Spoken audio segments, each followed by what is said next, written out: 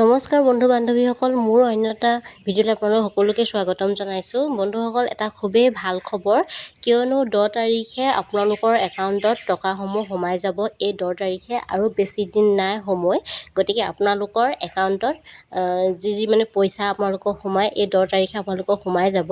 কিন্তু তাৰ আগতে আপোনালোকে এটা কাম কৰিব লাগিব, নহ'লে আপোনালোকে সেই পইচাসমূহ নাপাব। যিটো 10 তাৰিখে যিটো পইচা আপোনালোকক সোমাই, অৰুণোদয় টকাই হওক বা বৃদ্ধ পেঞ্চনে হওক, সেই টকাসমূহ আপোনালোকৰ 10 তাৰিখে নোসোমাব যদিহে আপুনি এইকেইটা কাম নকৰে। এতিয়া কামটো হৈছে যে আপুনি KYC যদি আপডেট নকৰে, এইটো বাৰে প্ৰতি কৈ আছে, নিউজতো কৈ আছে যে KYC আপডেট কৰক।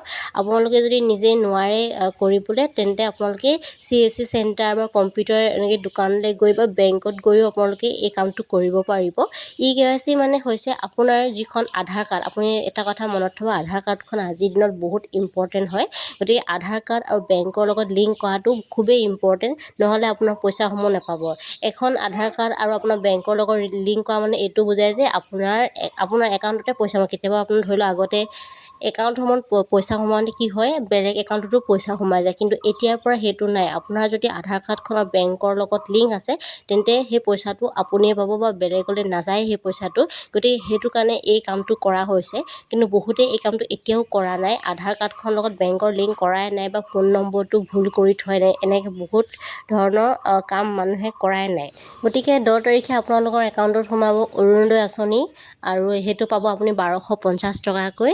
গতিকে আপোনালোকে KYC কামটো কৰি লওক সোনকালে, নহ'লে বহুত দিগদাৰ হ'ব। পাছত আপোনালোকে পইচা নাপাব, পাছত আপোনালোকে আকৌ ঘূৰি ফুৰিব লাগিব। গতিকে এতিয়াই সেই কামসমূহ কৰি লওক।